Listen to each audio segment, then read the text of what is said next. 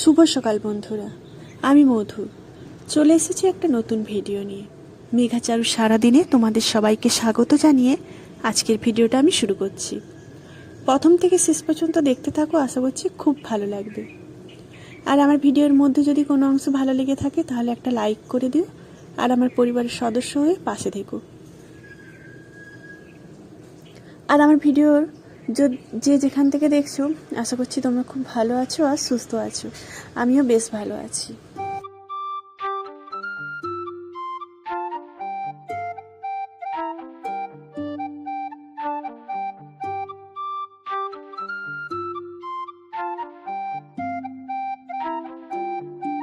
জানো তো বন্ধুরা, আজকে হচ্ছে শুক্রবার, আর আজকে হচ্ছে আমাদের হাটবার। আমাদের সপ্তাহে 7 দিনের মধ্যে 2 দিন কিন্তু হাট হয়, সোমবার হয় আর শুক্রবার হয়। তবে দুটো হাট কিন্তু আমরা পাই না। তো ডিউটির ক্ষেত্রে আমরা কিন্তু দুটো ডেট পাই না, হয়তো একটা ডেট পাই, আবার কখনো কখনো এক সপ্তাহের মধ্যে দুটো ডেটই হয়তো পাই না, কোনো একটা ডেটও পাই না হয়তো বাজারে। তবে আজকে আমরা কিন্তু সোমবারও পেতাম না, আর শুক্রবারের ডেটটাও আজকে বাজার করতে পারতাম না। তবে আজকে মেঘার বাবা ছুটি নিয়েছে, তো সেই জন্য দেখো পুরো সপ্তাহের বাজারটা করে নিয়ে আসছে। আর অনেক রকম মাছ এনেছে।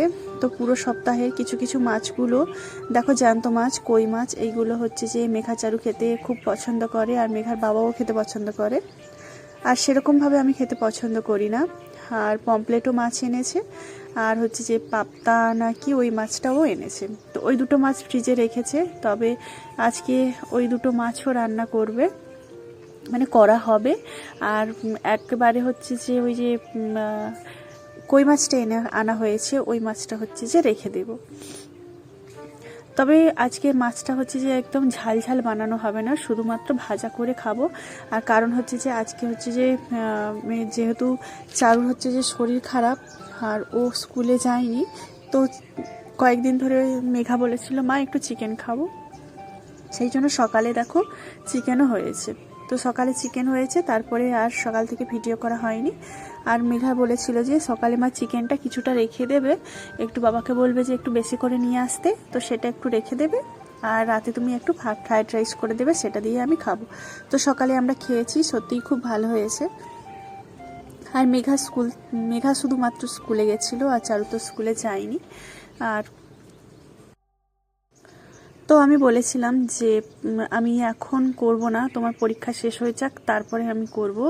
তো 16 তারিখে তো পরীক্ষা শেষ, 17 তারিখ থেকে যা বলবে সেই খাবারগুলোই হবে। তবে একটু নর্মাল খাওয়ার চেষ্টা করেছিলাম, কিন্তু ওরা তো বাচ্চা শুনছে না। তো চিকেন, ফ্রাইড রাইস এইসবই খাবার খেতে চাইছে। তো হালকা হালকা ঠান্ডাও, হালকা নয় বেশ ঠান্ডা পড়েছে এই কদিন, বেশ ভালোও লাগছে। আর শীতের এই কয়েকটা দিনই তো একটু পিকনিক টিকনিক হয়, আর পিকনিকে আমরা যাই। তো সেরকমভাবে এখনও কোনো পিকনিক শুরু হয়নি, কারণ এদের পরীক্ষা যতক্ষণ না শেষ হয় কোথাও কিন্তু কোনো পিকনিক আমাদের হয় না। যতক্ষণ না পরীক্ষা ওদের শেষ হয় কেউ কোথাও পিকনিক করে না। তো পরীক্ষা শেষ হলে নিশ্চয়ই পিকনিক করব, আর তোমাদের সাথে শেয়ার করব। তো দেখো, মেঘাচারুকে ওইদিকে আমি সন্ধ্যেবেলা পড়তে বসিয়ে দিয়েছি, এখন প্রায় বাজে 8:30। তো আজকে শুধু ফ্রাইড রাইসটা করবো, আর সকালের মাংস রেখে দিয়েছি, ওটা গরম করব। তো আমি দেখো সব সবজি টবজিগুলো কেটে নিয়েছি, আর ভেবেছিলাম যে সবজি টবজিগুলো খাওয়ান বাড়িতে যেভাবে করে আমি সেভাবে করব আজকে। তো ওই চালের সাথে দিয়ে দেব সবজিগুলো। তবে কেমন লাগবে, আমি তো কোনোদিন করিনি, আমি সবসময় ভেজেই করেছি, সবজিগুলো ভেজেই করেছি।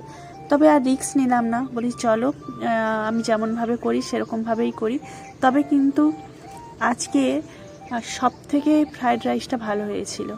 এর আগে আমি অনেকবার ফ্রাইড রাইস বানিয়েছি, তবে মেঘার বাবা বলেছে আজকে কিন্তু ফ্রাইড রাইসটা খুব ভালো হয়েছে। আবার নিজেই বলছে তুমি কখনো এত খারাপ রান্না করো, সেটা খাওয়া যায় না, আবার কখনো কখনো এত ভালো রান্না করো, সে প্রশংসা করে শেষ করা যায় না, এত ভালো রান্না হয়েছে। তো দেখো, কালকে যেহেতু আমরা খাবো না বলতে এই ফ্রাইড রাইসটা আমরা, আর কালকে যা থাকবে আমি সেগুলো খাবো না। আজকে হচ্ছে যে আজকে এটা খেয়ে নেব, ফ্রিজে রাখবো না, ফ্রিজের জিনিস আমরা সেরকমভাবে খাই না। তবে যদি বেঁচে যায় সেটা আমরা রেখে দিই। তবে আজকে এমন অল্প করে নিয়েছি যে সবার মাপের হবে, এইভাবেই নিয়েছি যে কম পড়লে কম পড়বে, ঠিক আছে, আমি তো লাস্টে খাবো। আর রাতে জানো তো একটু কম ভারী খাবার তো একদমই খাওয়া উচিত নয়, তবে একদম শরীরের জন্য আমার মনে হয় দরকার হালকা খাওয়াটাই দরকার। আর ঠুসে খাওয়াটা একদমই ভালো নয়, কম হোক ঠিক আছে, তাতে জল খেয়ে নিলে বা শরীরটা আরও ভালো হবে, এটাই।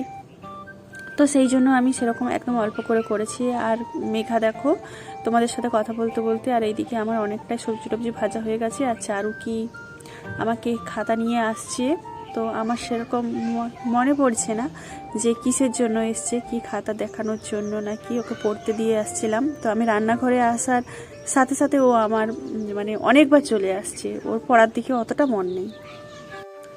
তবে মেঘার বাবা বলেছিল যে ফ্রাইড রাইসের থেকে আমার পোলাওটা বেশি খেতে ভালো লাগে, তো পোলাওটা করলে মনে হয় ভালো হতো।